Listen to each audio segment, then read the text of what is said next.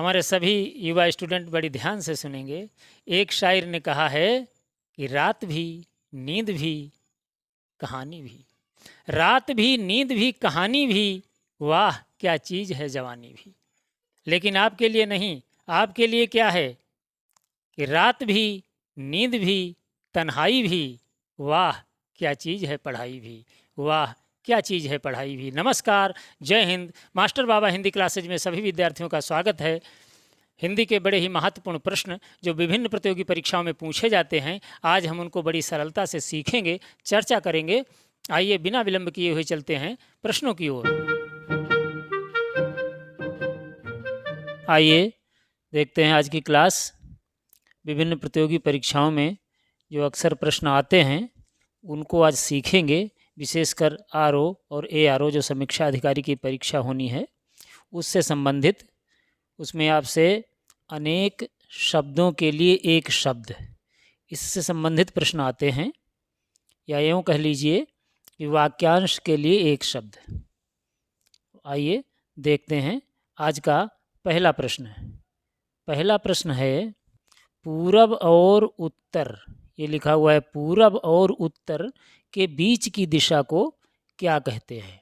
पूरब और उत्तर के बीच की दिशा, चार ऑप्शन दिए हुए हैं, वायव्य, ईशान, नैऋत्य, आग्नेय। तो इसमें से क्या सही होगा? देखिए 10 दिशाएं होती हैं कुल मिलाकर, और यहाँ पर देखिए, हम इससे आप ढंग से समझिएगा, ये उत्तर है ना, ये उत्तर है, तो ये दक्षिण हो गया, और ये पूरब हो गया, और ये पश्चिम हो गया। पूछ रहा है पूरब और उत्तर, अर्थात यहाँ और यहाँ के बीच की ये दिशा, तो इस दिशा को कहते हैं ईशान। क्या कहते हैं? ईशान। ऑप्शन नंबर 2 बिल्कुल सही होगा। ईशान कोण इसे कहते हैं, ये कोने की दिशा, ईशान। और ये है वायव्य, और ये फिर है नैऋत्य, और ये है आग्नेय। समझ गए? इस प्रकार से 4 और 4 8, और ऊपर और नीचे 10 दिशाएं होती हैं कुल मिलाकर। आप लोगों ने समझ लिया होगा। अगले क्वेश्चन की ओर चलते हैं। Question number 2। क्वेश्चन नंबर 2 पर दिया हुआ है, वह नायिका जिसका पति परदेश से आया हो। परदेश से आया हो, बहुत महत्वपूर्ण प्रश्न है, ध्यान से समझिएगा, मोस्ट है ये। ऐसे प्रश्न आते हैं परीक्षा में। वह नायिका जिसका पति परदेश से आया हो, क्या कहेंगे?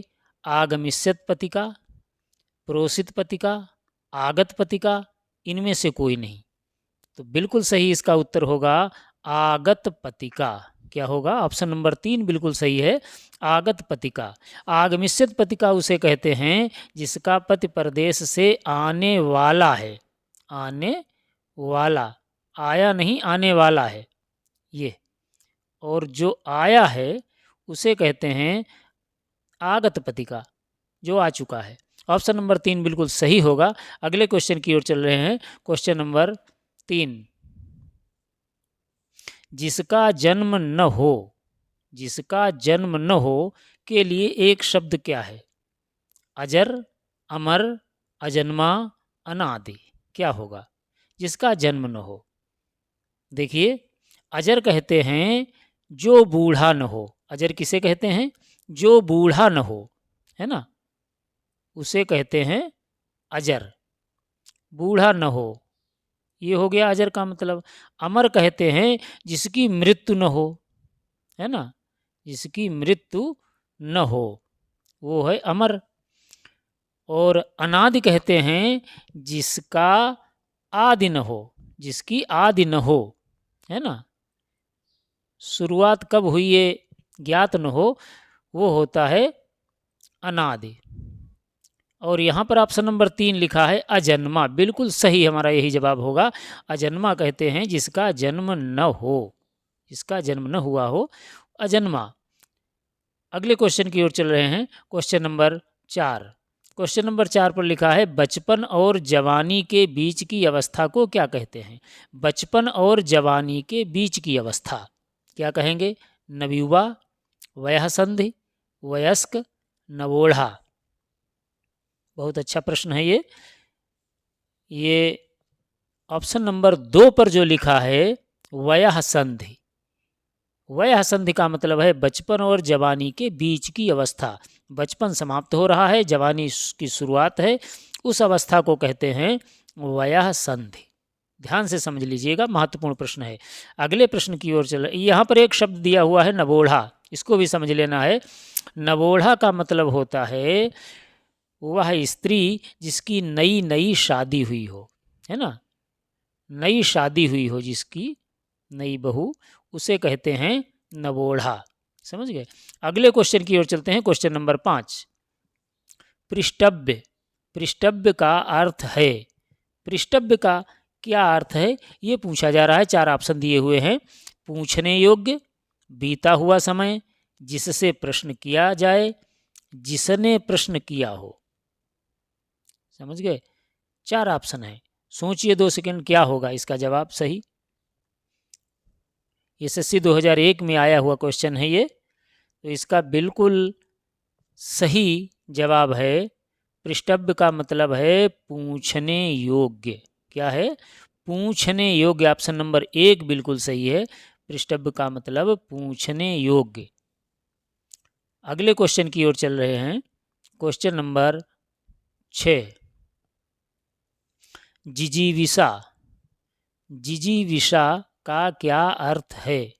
जिजीविषा एक शब्द है, इसका अर्थ क्या है? मुक्त की इच्छा, या जीने की इच्छा, या भोजन की इच्छा, या फिर किसी चीज को पाने की इच्छा।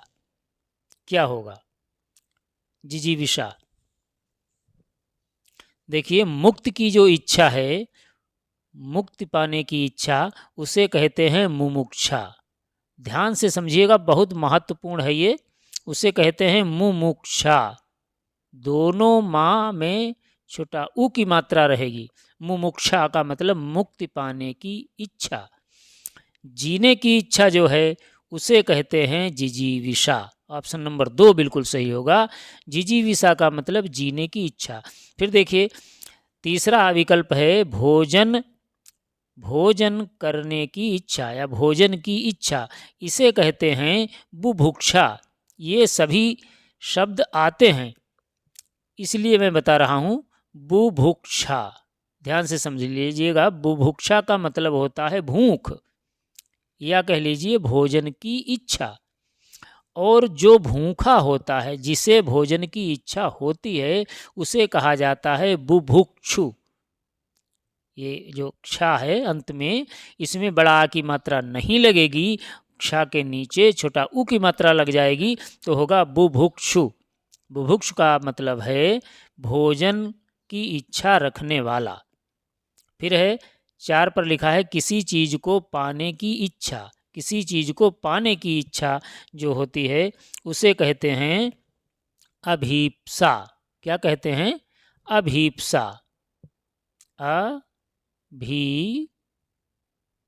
अभीप्सा।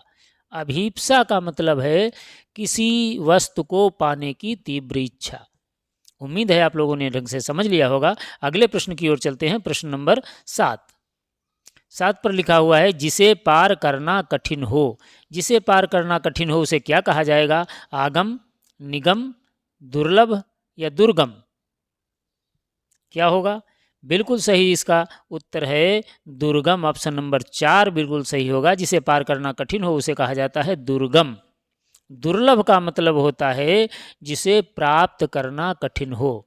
जिसे पाना कठिन हो उसे दुर्लभ कहा जाता है। और निगम कहते हैं शास्त्र को, आगम कहते हैं वेद को। समझ गए। अगले क्वेश्चन की ओर चल रहे हैं, क्वेश्चन नंबर 8। अगोचर एक शब्द है, अगोचर। अगोचर का सही अर्थ क्या है?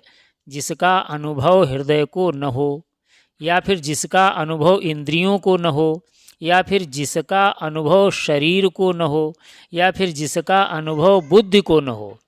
क्या होगा सही? अगोचर का अर्थ क्या होगा? जिसका अनुभव हृदय को न हो, ये होगा सही, या फिर ऑप्शन नंबर 2 वाला सही होगा? बिल्कुल सही इसका जवाब है जिसका अनुभव इंद्रियों को न हो। इंद्रियों को न हो, गो कहते हैं इंद्रिय को, है ना। गो कहते हैं इंद्रियों को, इसमें आ लग गया, गोचर में आ लग गया। अगोचर अर्थात इंद्रियों के द्वारा जिसे न जाना जा सके, जिसका अनुभव न हो, वो होता है अगोचर। ऑप्शन नंबर 2 बिल्कुल सही होगा। अगले क्वेश्चन की ओर। अगला क्वेश्चन है क्वेश्चन नंबर 9। साहित्य से संबंध रखने वाला, साहित्य से संबंध रखने वाला उसे क्या कहा जाएगा? लेखक या कवि या साहित्यिक या नाटककार? बहुत अच्छा प्रश्न है, ध्यान से समझिएगा। यहाँ पर शब्द है साहित्य। साहित्य शब्द से ही संबंधित जो होगा वही सही विकल्प होगा। तो ऑप्शन नंबर 3 इसका बिल्कुल सही है, साहित्यिक, है ना।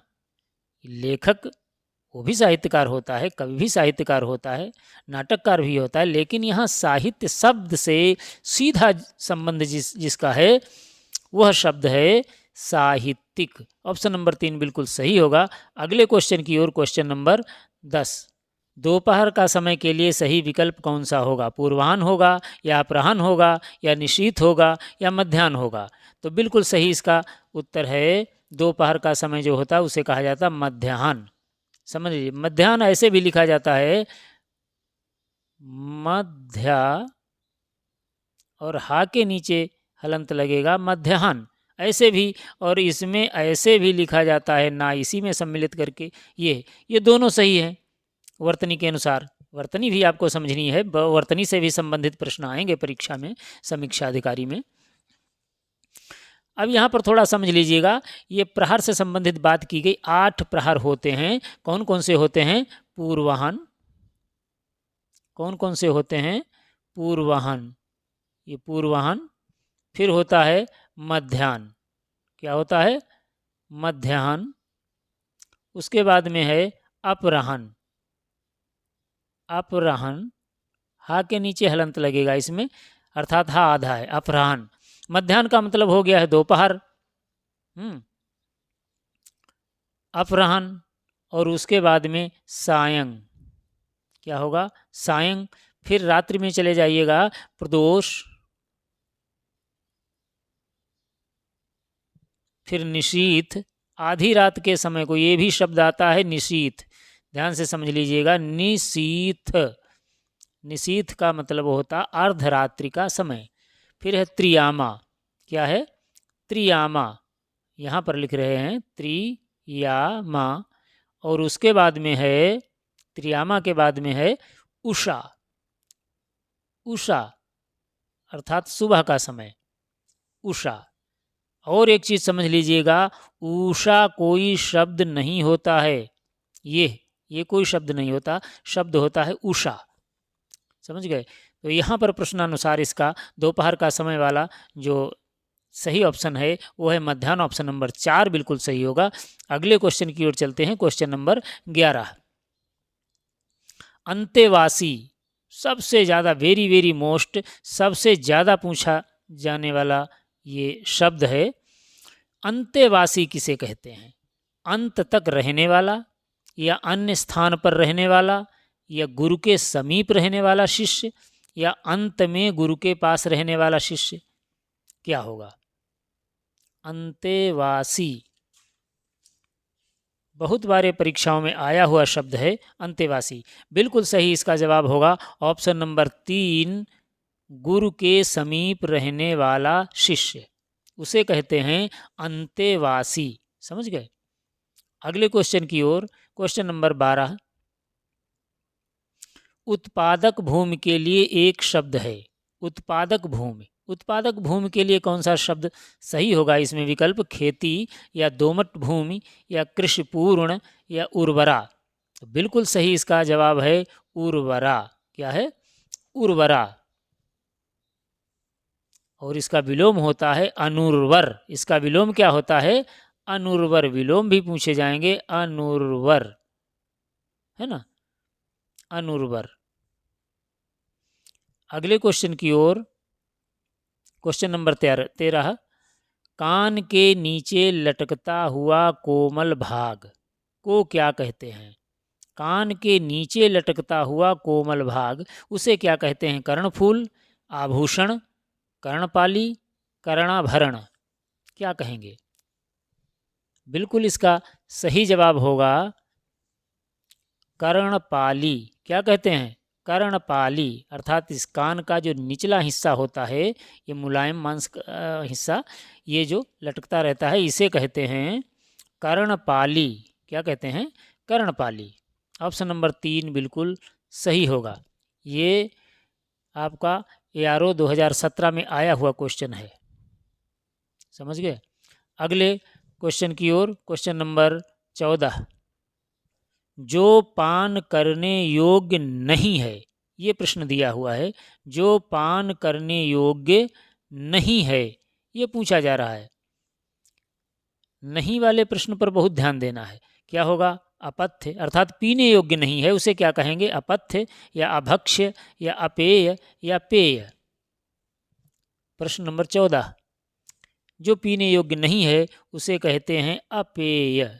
क्या कहते हैं? अपेय। ऑप्शन नंबर 3 बिल्कुल सही होगा। अपथ्य कहते हैं रोगी को निषेध भोजन, जो रोगी को भोजन मना किया जाता है उसे कहते हैं अपथ्य। समझ गए? अभक्ष्य कहते हैं जो खाने योग्य नहीं है, जो खाने योग्य नहीं है ना, उसे कहते हैं अभक्ष्य। आ लगा हुआ है ना, तो नहीं है। और पेय का मतलब होता है जो पीने योग्य है। अपेय का मतलब हुआ जो पीने योग्य नहीं है। यही हमारा ऑप्शन नंबर 3 बिल्कुल सही होगा क्वेश्चन नंबर 14 का। अगले क्वेश्चन की ओर, क्वेश्चन नंबर 15। जो युद्ध में स्थिर रहता है उसे कहते हैं, क्या कहते हैं? युद्ध स्थायी, युधिष्ठिर, वीर, योद्धा। क्या कहेंगे? जो युद्ध में स्थिर रहता है उसे कहते हैं, ऑप्शन नंबर 2, युधिष्ठिर। क्या कहते हैं? युधिष्ठिर। ऑप्शन नंबर 2 बिल्कुल सही होगा। अगले क्वेश्चन की ओर, क्वेश्चन नंबर 16। प्रज्ञा चक्षु। प्रज्ञा चक्षु का अर्थ है, क्या अर्थ है प्रज्ञा चक्षु? प्रज्ञा और चक्षु जिसके समान हो। देखिए, प्रज्ञा का अर्थ होता है बुद्धि और चक्षु का अर्थ होता है नेत्र, आंखें। अब इसे समझिएगा, क्या कौन सा ऑप्शन सही होगा? प्रज्ञा और चक्षु जिसके समान हो, या फिर चक्षु ही जिसकी प्रज्ञा हो, या बुद्धि ही जिसका नेत्र हो, या जो बहुत बुद्धिमान हो। तो इसका बिल्कुल सही होगा ऑप्शन नंबर 3, बुद्धि ही जिसका नेत्र हो उसे कहते हैं प्रज्ञा चक्षु। नेत्र नहीं है, अगर कोई अंधा व्यक्ति है तो वो अपनी बुद्धि से ही सब कुछ काम लेता है, बुद्धि ही उसका नेत्र है, उसे कहा जाता है प्रज्ञा चक्षु। ऑप्शन नंबर 3 बिल्कुल सही होगा। अगले क्वेश्चन की ओर, क्वेश्चन नंबर 17। जिसके हृदय में ममता नहीं है, नहीं है, जिसके हृदय में ममता नहीं है उसके लिए एक शब्द है। क्या होगा एक शब्द? जिसके हृदय में ममता नहीं है, निर्दय होगा, या निर्मम होगा, या क्रूर होगा, या भावुक होगा। क्या होगा? 2013 और 2016 में आया हुआ क्वेश्चन है ROARO। समझ गए? ये 2013 और 2016 में आया हुआ क्वेश्चन बहुत अच्छा है। निर्दय, निर्मम, क्रूर, भावुक, बिल्कुल सही होगा इसका ऑप्शन नंबर 2, निर्मम। क्या होगा? निर्मम, अर्थात जिसके हृदय में ममता नहीं है। अगला क्वेश्चन, क्वेश्चन नंबर 18। पर्वत के नीचे की समतल भूमि, बहुत बार आने वाला क्वेश्चन है ये बहुत ज़्यादा पूछा जाने वाला प्रश्न है। क्या होगा? पर्वत के नीचे की समतल भूमि के लिए एक शब्द क्या होगा? उपत्यका, अधित्यका, द्वीप, या गुफा। क्या कहेंगे? प्रश्न संख्या 18 बिल्कुल सही होगा इसका उपत्यका। क्या होगा? उपत्यका। ऑप्शन नंबर 1 बिल्कुल सही है। यहाँ पर समझना बहुत आवश्यक है आप सबके लिए। अधित्यका ये क्या होता है? अधित्यका होता है पर्वत के ऊपर की मैदानी भूमि, पर्वत के ऊपर। समझ गए? ये पर्वत के ऊपर, अर्थात ऊपरी हिस्सा पर अगर कोई समतल भूमि है उसको कहा जाता है अधित्यका, और पर्वत के निचले हिस्से में अगर कोई समतल भूमि है उसे कहा जाता है उपत्यका। और यहाँ पर पर्वत के नीचे की पूछी गई है, इसलिए ऑप्शन नंबर 1 बिल्कुल सही होगा। इनको याद करने की आपको हम बहुत सीधी सरल एक ट्रिक बता रहे हैं। देखिए, उपत्यका, ऊ इसमें है, ऊ और पा, जैसा लगता है कि ऊपर से इसका संबंध होगा। आप इसको बिल्कुल अपोजिट कर लीजिएगा, विलोम। जहाँ पर ऊ हो, ऊ और पा, उपत्यका में ऊ और पा हैं, इसका मतलब ये ऊपर की भूमि नहीं होगी, ये नीचे की भूमि होगी। बस इतना ध्यान रखना है। इसके बाद दूसरा शब्द बचा है अधित्यका, तो ये ऊपर की भूमि हो गई। समझ गए? जहाँ पर उपत्यका, ऊपर की भूमि जैसा शब्द लगता है वह नहीं होगा। बस इतना ध्यान रखना है आपको। उम्मीद है आप लोगों ने समझ लिया होगा। अगले क्वेश्चन की ओर चलते हैं। Question number 19। असंगत युग्म का चयन कीजिए। असंगत क्या है? दूसरों में दोष ढूंढने वाला, क्या कहेंगे? छिद्रान्वेषी। फिर है जहाँ किसी प्रकार का संकट न हो, क्या कहेंगे? अनाघ्रात। फिर है जिसका रंग ढंग अच्छा न हो, क्या कहेंगे? दुर्ललित। फिर है कोई कार्य करने की इच्छा, क्या कहेंगे? चिकीर्षा। बहुत अच्छा प्रश्न है। अच्छे खासे प्रश्न आते हैं आपकी परीक्षा में, इसलिए ऐसे भी ऑप्शन आएंगे जिनमें 4 ऑप्शन दिए होंगे, उसमें से असंगत अर्थात गलत ऑप्शन छांटना होगा, या ऐसे आएंगे कि सही एक ही ऑप्शन होगा, उसको छांटना होगा। तो ऐसे प्रश्न भी सीखना हमारे लिए बहुत ज़रूरी है। ध्यान से समझिएगा। देखिए, दूसरों में दोष ढूंढने वाला जो होता है वो छिद्रान्वेषी, ये एकदम सही है। हमको असंगत अर्थात गलत ढूंढना है, यह तो सही हो गया। फिर है जहाँ, फिर यहाँ पर देखिएगा, जिसका रंग ढंग अच्छा न हो, ऑप्शन 3 पर लिखा है जिसका रंग ढंग अच्छा न हो उसे कहेंगे दुर्ललित। ये भी बिल्कुल सही बात है। ललित का मतलब होता है सुंदर, कलात्मक, और जिसका रंग ढंग अर्थात बनावट और रंग रूप सही नहीं है वो होगा दुर्ललित। समझ गए? फिर कोई कार्य करने की इच्छा, उसे कहते हैं चिकीर्षा। बिल्कुल सही है। तो फिर इसमें गलत क्या बचा? जहाँ किसी प्रकार का संकट न हो उसे कहते हैं, क्या कहते हैं? निरापद। उसे क्या कहते हैं? निरापद। समझ लीजिएगा, निरापद। निरापद का मतलब जहाँ किसी प्रकार का संकट नहीं है। अनाघ्रात कहते उसको जिसे सूंघा न गया हो, जिसे सूंघा न गया हो, है ना? ये घ्राण से घ्रात और आघ्रात अनुपसर्ग लगा, अनाघ्रात बना है, सूंघने से बना है ये शब्द। तो जिसे सूंघा न गया हो, समझ गए, उसे कहते हैं अनाघ्रात। अर्थात ये जो है युग्म गलत है, ये संगत नहीं है, असंगत है। यही हमारा ऑप्शन नंबर 2 बिल्कुल सही जवाब होगा क्वेश्चन नंबर 19 का। अगले क्वेश्चन की ओर चलते हैं। Question number 20। क्वेश्चन नंबर 20 पर लिखा हुआ है असंगत युग्म बताइए। ठीक वैसा ही प्रश्न है जैसा अभी हमने पढ़ा है। इसको भी समझना है। अधिसूचना। अधिसूचना का मतलब क्या है? राजपत्र में प्रकाशित सूचना। फिर है अनुस्मारक पत्र, स्मरण दिलाने के लिए लिखा गया पत्र। फिर है नक्शा नवीस, क्या है? जो नक्शा बनाकर अपनी जीविका चलाता है। ये चलता है नहीं, चलाता है होना चाहिए, मिसप्रिंट है यहाँ पर, चलाता है। फिर है प्रव्रज्या, जो सदैव से चला आया है। क्या सही होगा? बहुत अच्छा प्रश्न है, सोचिए 2 सेकंड। क्वेश्चन नंबर 20, इसमें असंगत पूछ रहा है अर्थात गलत पूछ रहा है। कौन सा है? देखिए, ऑप्शन 1 पर लिखा है अधिसूचना अर्थात राजपत्र में प्रकाशित सूचना। बिल्कुल सही है, ये कोई दुविधा नहीं, नो डाउट।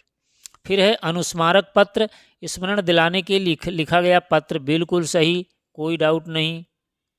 हम कोई एक पत्र देते हैं और अगर उस पर कोई कार्रवाई नहीं होती है, कोई सुनवाई नहीं होती है, तो फिर दूसरा पत्र लिखते हैं, उसे कहा जाता है अनुस्मारक पत्र, है ना? अर्थात याद दिलाने के लिए, स्मरण से बना है स्मारक और फिर अनुस्मारक। समझ गए? फिर है नक्शा नवीस। नक्शा नवीस कहते हैं जो नक्शा बनाता है, जो नक्शा बनाकर अपनी जीविका चलाता है। ये भी बिल्कुल सही बात है। इसमें कोई भी 1, 2, 3 ये कोई भी गलत नहीं है। फिर है जैसे ये नक्शा नवीस है, ऐसे ही होता है अर्जी नवीस। अर्जी नवीस का मतलब होता है जो प्रार्थना पत्र लिखकर जीविका चलाता है। ऐसे भी लोग मिल जाते हैं जो प्रार्थना पत्र लिखते हैं। आपको कहीं कोई प्रार्थना पत्र देना है, आपको जानकारी नहीं है, उनसे लिखवा लीजिए, कुछ पैसे लेंगे वो, उसी से उनकी जीविका चलती है, उसे कहते हैं अर्जी नवीस। और ये यहाँ पर है नक्शा नवीस, ये भी सही बात है।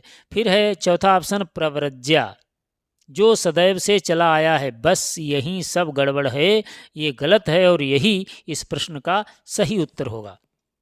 ये असंगत है। असंगति इसमें कहाँ पर है? प्रव्रज्या का अर्थ होता है संन्यास के लिए घर छोड़ना। क्या अर्थ इसका होता है? संन्यास के लिए घर छोड़ना। समझ गए? संन्यास के लिए घर छोड़ना, उसे कहते हैं प्रव्रज्या। संन्यास के लिए घर छोड़ना उसे कहते हैं प्रव्रज्या। समझ गए? और जो सदैव से चला आ रहा है उसे कहते हैं सनातन। ये भी समझ लेना है ना? जो सदैव से चला आ रहा है उसके लिए एक शब्द है सनातन। और प्रव्रज्या जो है ये संन्यास के लिए घर छोड़ना, इसके लिए एक शब्द है प्रव्रज्या। तो ऑप्शन नंबर 4 बिल्कुल सही होगा क्वेश्चन नंबर 20 का। उम्मीद है आप लोगों ने ढंग से समझ लिया होगा। बस आज की क्लास में इतना ही, फिर मिलते हैं अगले क्लास में। जय हिंद।